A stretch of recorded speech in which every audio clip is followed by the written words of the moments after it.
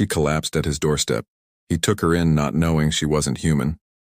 The magnetosphere of Helios 7 writhed like a wounded animal, sending violent electromagnetic pulses across the surface of the small colony world.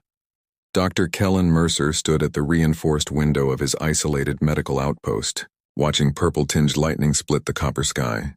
These storms had become more frequent since the terraforming had been abandoned, turning what was supposed to be humanity's promising new home into a barely habitable frontier outpost. He sipped his synthetic coffee, grimacing at its bitter aftertaste. 3 years since he'd left the United Colonial Forces Medical Division.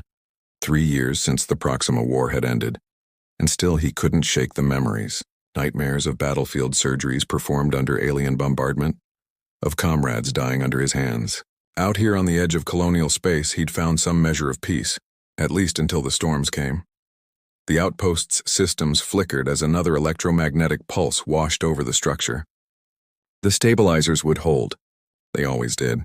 Kellen turned from the window, ready to continue his research on local flora with medicinal properties, when a faint sound caught his attention. A knock, so soft he almost mistook it for debris blown against the entrance by the storm. Proximity alert, the outpost's AI announced, its voice oddly distorted by electromagnetic interference. Biological entity detected at entrance point. Kellen frowned.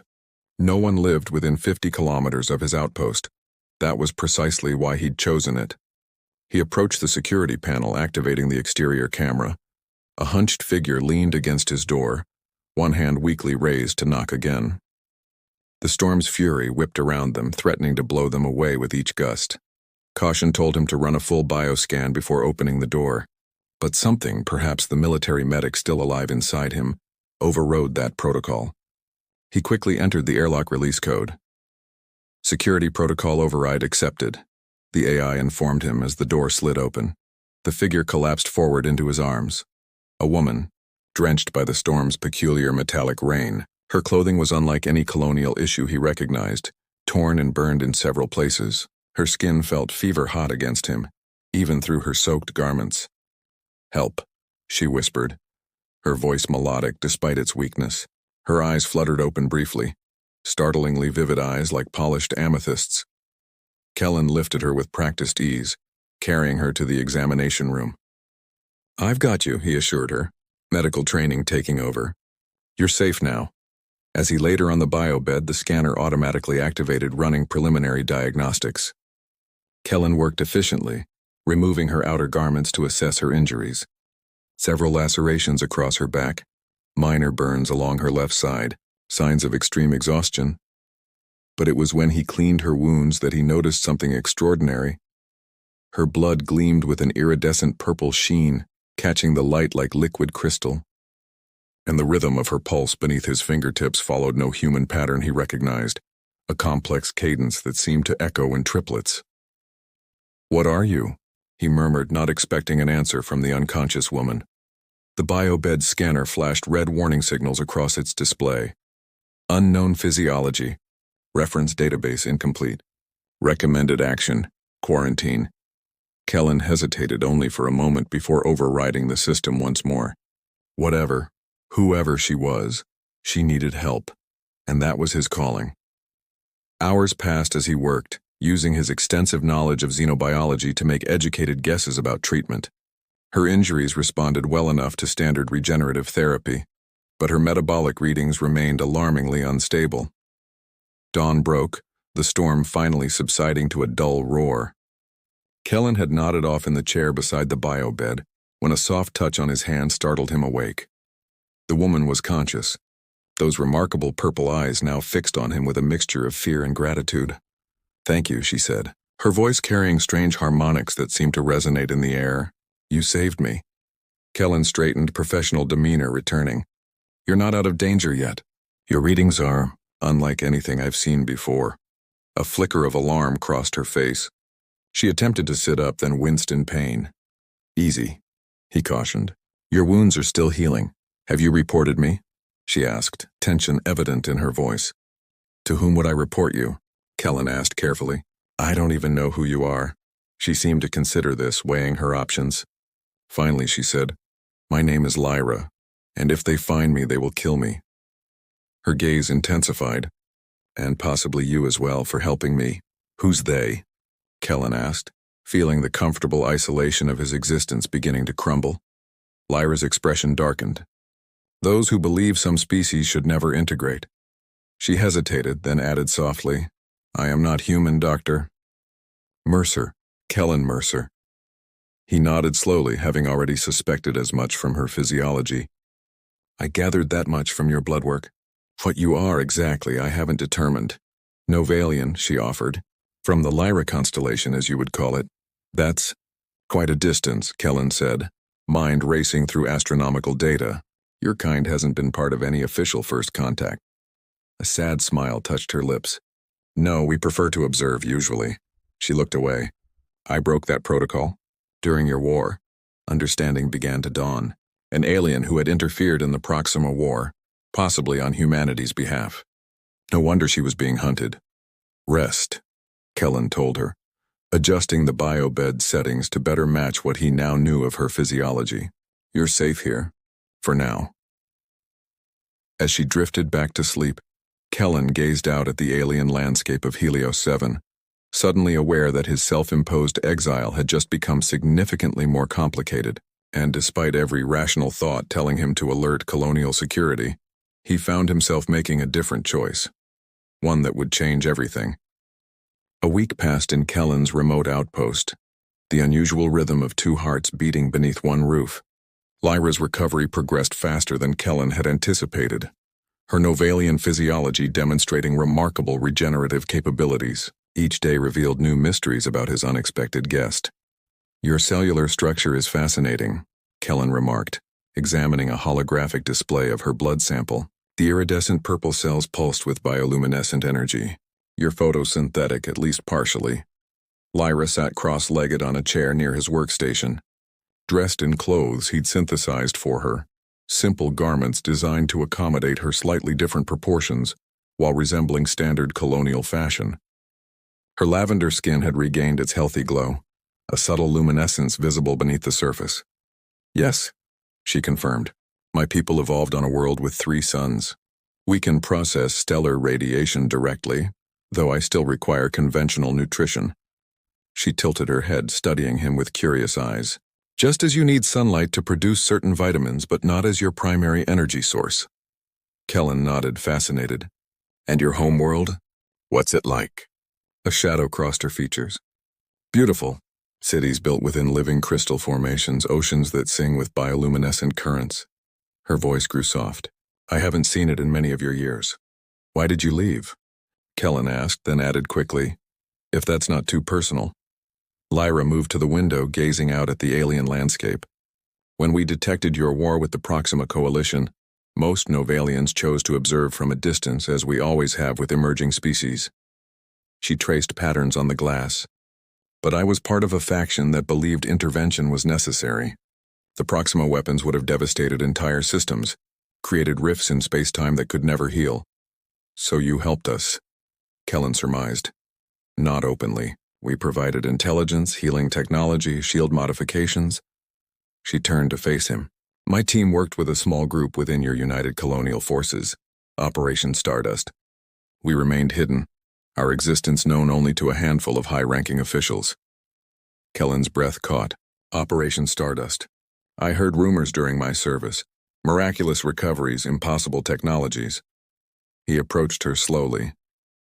You saved thousands of lives, and violated our most sacred law of non-interference, Lyra added. When the war ended, most of my team returned home to face judgment. She hesitated. I couldn't. The Novalian High Council sentenced me to memory extraction. They would take everything I am, leave only a shell. So you ran? For 3 years. But they found me. Hunters specialized in tracking rogue Novalians. Her fingers touched the now healed wounds on her back. I barely escaped their ship during the magnetic storm. Your outpost was the only sign of habitation my scanner detected. A series of rapid beeps from the security system interrupted them. Kellen moved quickly to the monitor. Colonial Security Patrol, he said, tension evident in his voice. Standard sweep pattern, but they're not usually this far out. Lyra stiffened. They might be working with the hunters. My people have agreements with some human authorities. Kellen made a quick decision. Medical storage vault now. It's shielded against scans. As Lyra concealed herself, Kellen composed his features into the mask of irritated solitude he'd perfected over 3 years.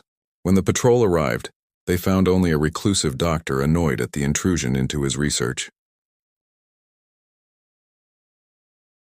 Just routine checks, Dr. Mercer, the patrol leader explained. Reports of unusual atmospheric disturbances during the last storm. Anything unusual to report? Only that your visit has interrupted a critical experiment, Kellen replied coldly. The storms are intensifying. Hardly unusual on this poorly terraformed rock. They left after a cursory inspection, but the message was clear. The world beyond his sanctuary was taking notice, and their isolation wouldn't last forever. That night, Lyra found Kellen on the outpost's small observation deck, staring at the stars. You risked everything today, she said quietly, for someone you barely know. Kellen turned to her, the starlight catching the purple undertones in her skin. I know enough, he replied. You saved my people when you didn't have to. That deserves loyalty in return. Something changed between them in that moment, a barrier falling away. Lyra moved closer, the natural luminescence of her skin brightening slightly. On Novala, when we wish to truly know someone, she whispered, we share light. She raised her hand, palm facing upward. A soft purple glow emanated from it, pulsing gently like a heartbeat. Kellen hesitated only a moment before placing his palm against hers. A warm sensation spread up his arm.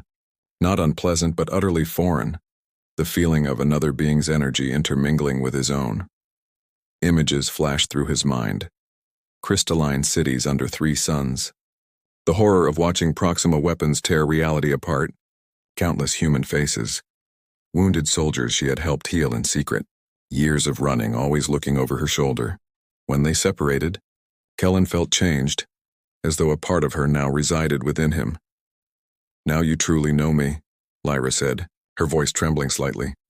And you know me, Kellen replied, understanding that during their connection, she had experienced his memories too, the battlefields, the patients lost, his self-imposed exile to escape the ghosts of war. Neither spoke of what else had passed between them in that sharing of light, the undeniable attraction, the sense of recognition between 2 souls who had both sacrificed greatly for what they believed was right.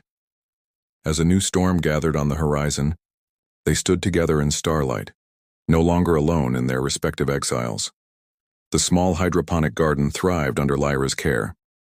Plants that had stubbornly refused Kellen's scientific approach flourished with her touch, responding to some subtle energy she shared with all living things. It's beautiful, Kellen remarked, watching her tend to a flowering medicinal plant that had never before bloomed under the artificial light. Life recognizes life, she explained, her fingers gently caressing the delicate petals. On Novala, we believe all energy is connected across the universe. 2 months had passed since the storm that brought her to his door. 2 months of shared meals, exchanged knowledge, and growing trust. The colonial security patrols had increased in frequency, forcing them to perfect their routine of hiding Lyra's presence. Each close call left them more aware of the precarious nature of their situation, and perhaps because of this, neither held back the feelings developing between them. I've been working on something, Kellen said, leading her to his lab. A way to mask your energy signature. He showed her a slender bracelet of interwoven metals. It creates a localized field that should disguise your bioenergy pattern as human, or at least Earth-similar enough to avoid triggering scanners. Lyra took the bracelet, eyes wide. You made this for me? I still have contacts who send me components without asking questions, he admitted. It's not perfect, but at close range it might be enough to fool standard scanners. She slipped it onto her wrist, watching as it adjusted to fit perfectly. The subtle glow of her skin dimmed slightly beneath the field. How do you feel? Kellen asked, concerned. Connected, she answered simply, her eyes meeting his. That evening, a rare, clear night revealed the stars above Helios 7. They sat on the outpost's roof, a forbidden luxury they allowed themselves when scanner sweeps showed no patrols nearby. That one, Lyra said, pointing to a bright star barely visible on the horizon. That's my sun, or the closest one to view from here. Kellen followed her gaze. So far away. Yet here I am, she countered, turning to him. Perhaps that's the universe's greatest gift. Impossible distances crossed, improbable meetings made real.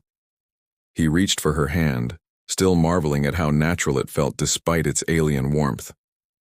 Before you arrived, I was existing, not living, just a doctor hiding from his past. And I was only surviving, she replied, always running, never belonging. The unspoken question hung between them. What were they now, together?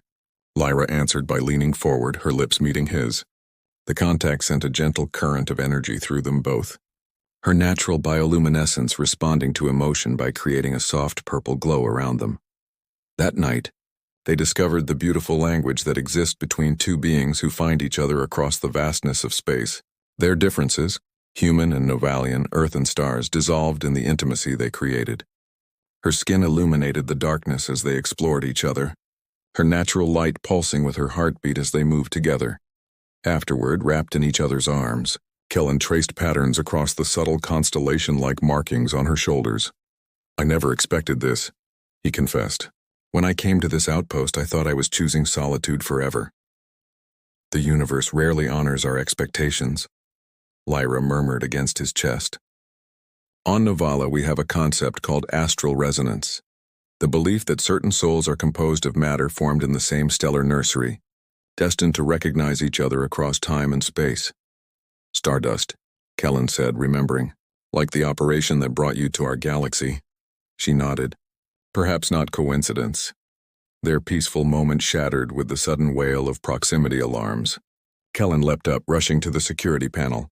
Multiple signals, he reported tensely. Not colonial security, different signatures. 3 ships landing pattern. Lyra's face drained of color. Hunters. They've found me. They moved with practiced efficiency, gathering only essential supplies into 2 backpacks Kellen had prepared for this eventuality. The research shuttle, Kellen said, leading the way to the small hangar attached to the outpost. It's old but reliable. Enough fuel to reach Meridian Station. They'll have the outpost surrounded, Lyra warned, slipping her bracelet back on. Kellen accessed a hidden compartment, removing a military-grade pulse weapon. I didn't leave the service empty-handed, he explained grimly. As they prepared the shuttle for emergency launch, the outpost communication system crackled to life. Dr. Kellen Mercer, a voice announced, its cadence unnaturally perfect. We know you harbor the Novalian fugitive designated Lyra. Surrender her for lawful extraction and no harm will come to you. Lyra grabbed his arm. Kellen, you could still walk away from this. Tell them I forced you, that you didn't know. He silenced her with a kiss. We leave together or not at all.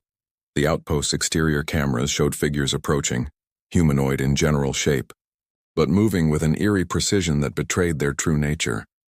Synthetic hunters, Lyra explained. Created specifically to track my kind. Then they're just machines, Kellen said, finalizing the shuttle's launch sequence. And machines can be broken. As the first hunter breached the outpost's entrance, Kellen activated the emergency protocols he'd installed years ago. A cascade failure in the power core. Set to overload in 3 minutes. Hold tight, he told Lyra as they strapped into the shuttle. This will be rough. The hangar doors slid open just as synthetic figures appeared at the inner doorway. Kellen fired the shuttle's thrusters to maximum, launching them into the copper-tinged sky of Helios 7. Behind them, the outpost erupted in a blinding flash as the power core detonated, taking with it 3 years of Kellen's solitary life and, hopefully, their pursuers.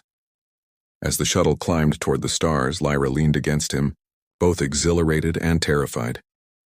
There's no going back, she whispered. I don't want to go back, Kellen replied, setting course for the distant lights of Meridian Station, only forward. With you. On the console before them, an alert flashed. A hunter ship had survived the blast and was now in pursuit. Their brief peace had ended.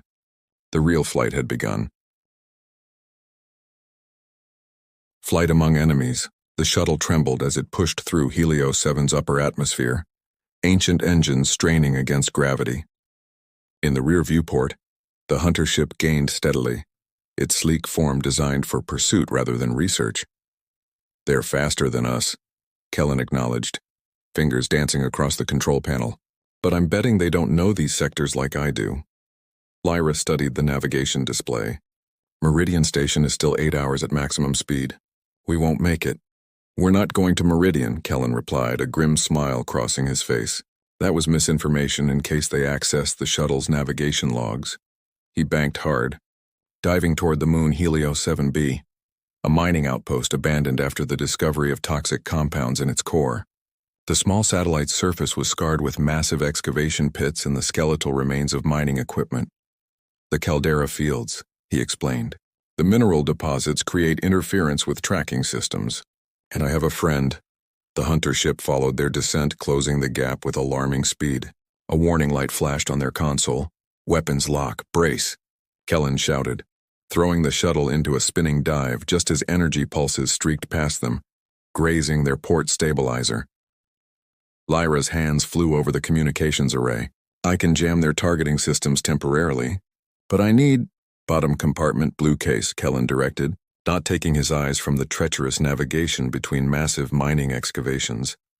She retrieved a small device, quickly understanding its purpose. With practiced movements, she modified it, connecting it to the shuttle's systems. Ready, she announced. Now, the device activated, sending a pulse of scrambled frequencies that momentarily blinded the hunter ship's systems. Kellen used the precious seconds to dive into a massive mining shaft, the shuttle barely clearing the jagged edges. They're still behind us.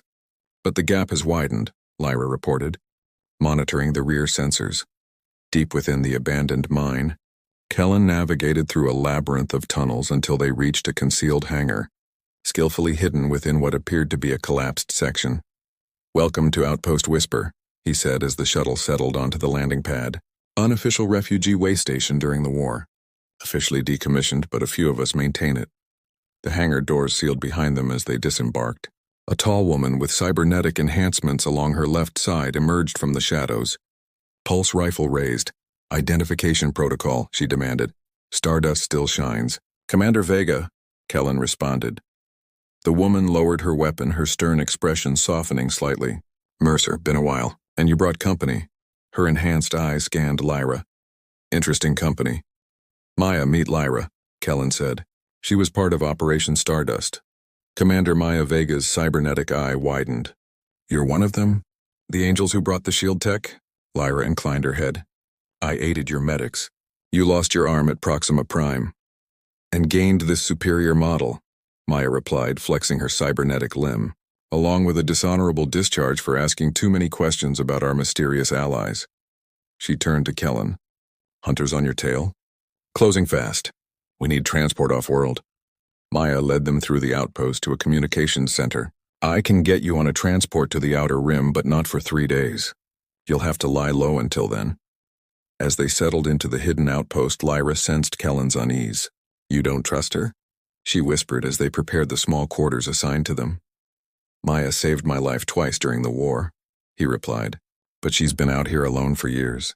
Isolation changes people. His caution proved prescient. That night as they slept, the outpost's alarms blared. Kellen woke instantly, reaching for the weapon beside their bed. Proximity alert, the automated system announced. Multiple vessels approaching. Lyra was already up, gathering their minimal belongings. How did they find us so quickly? The door to their quarters slid open.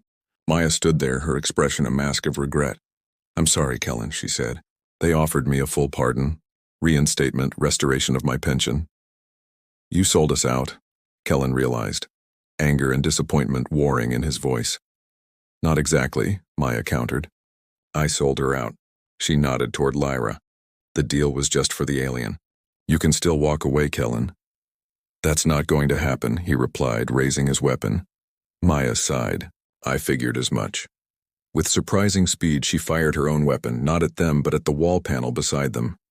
A hidden door slid open. Secondary escape tunnel. It leads to my personal ship in Hangar B. Security code is Proxima 7 Echo 9. Kellen stared at her in confusion. You're helping us? After contacting them? I contacted them, yes. Bought myself time to prepare this. She handed him a data chip. Coordinates to a sanctuary moon in the Epsilon cluster. No extradition, no questions. Now go, I'll hold them as long as I can. Why the deception? Lyra asked. Maya's cybernetic eye flickered. Because the moment they landed, I realized I was betraying the very people who gave me a second chance during the war. Now we're even, she raised her weapon. The hunters will be through the main door in 3 minutes. Don't waste this opportunity. As they rushed through the escape tunnel, they heard weapons fire erupting behind them. Maya Vega was giving them the most precious gift she could: time. The tunnel emerged in a small hangar where a sleek interceptor waited, its systems already humming to life as they approached. She pre-programmed it for launch, Kellen noted as they boarded. The ship's engines ignited the moment they strapped in, automated systems guiding it through a concealed exit on the far side of the moon, away from the approaching hunter vessels. As they accelerated toward open space, the outpost behind them erupted in a series of explosions, Maya's final act of redemption, destroying the facility and any hunters inside. She sacrificed everything, Lyra whispered. Kellen inserted the data chip, and new coordinates appeared on their navigation system. Let's make sure it wasn't in vain. They had barely cleared the moon's gravity well when the main hunter ship appeared on their sensors, having survived Maya's diversion. It's the command vessel, Lyra said, fear evident in her voice. Relix is on board. Who's Relix? The Archivsti, head of the Novalian Preservation Corps. He's different, enhanced beyond normal Novalian capabilities. Her hands trembled. He doesn't just want to capture me. He wants to make an example of me. The hunter ship fired, the blast skimming their shields and causing the interceptor to lurch violently. We can outrun them in this ship, Kellen assured her, pushing the engines to maximum. We just need to reach the jump point. The interceptor accelerated, stars blurring around them as they raced toward their escape point. But the hunter ship matched their speed, continuing its relentless pursuit. Kellen, Lyra said suddenly, her voice strangely calm. There's something I need to tell you, something I've kept from you. Can it wait until we're not being fired upon? He asked, executing another evasive maneuver.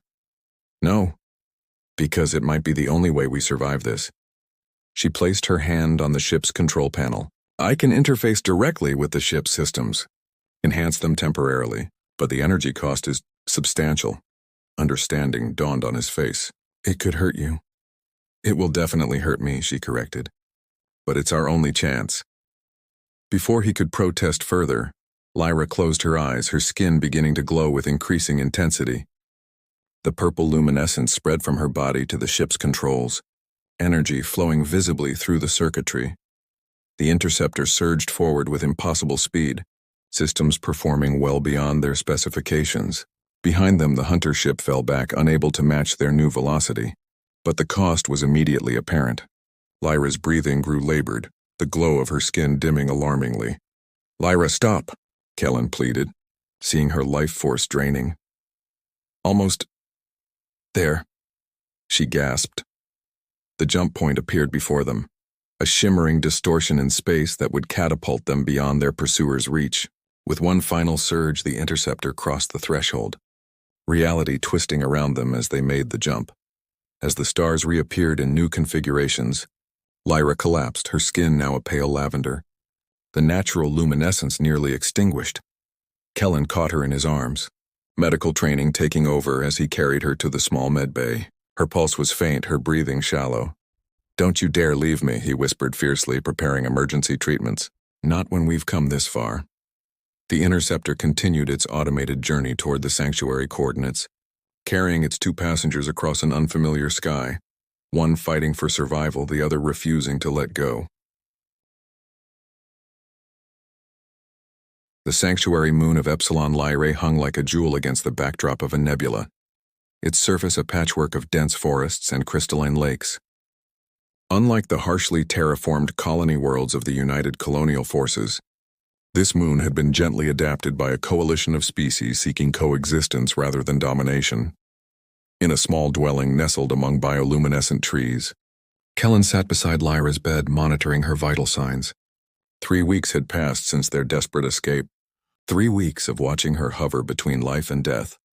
Your cellular regeneration has improved 8% since yesterday, he noted, reviewing the scanner readings. The experimental treatment is working.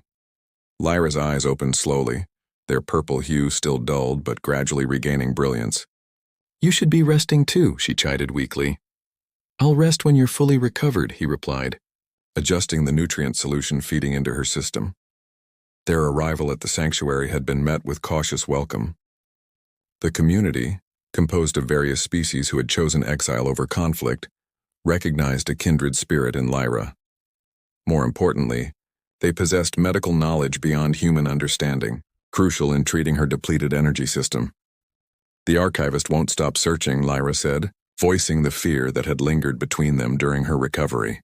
Novalians don't forget, and they don't forgive perceived betrayal. Then we'll keep moving if necessary, Kellen answered, taking her hand. The subtle glow that passed between them at contact was stronger today, a good sign. But the sanctuary's defenses are impressive. We might have time here. Time to heal. Time to plan. A soft chime interrupted them, the dwelling's communication system activating. The holographic image of Alara, one of the sanctuary's elders, materialized before them. "Forgive the intrusion," the translucent figure said, her form shifting like flowing water. "Our perimeter sensors have detected an approaching vessel." Novalian design, Kellen's heart sank. "How long?" 6 hours at current velocity," Alara replied.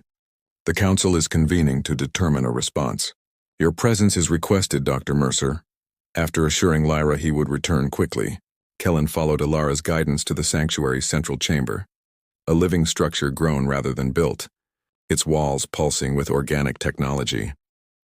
The Council members represented a dozen different species, some vaguely humanoid, others utterly alien in form. Their unified concern was clear.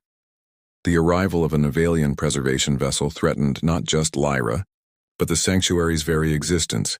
"We cannot engage in direct conflict," an ethereal being of pure energy stated.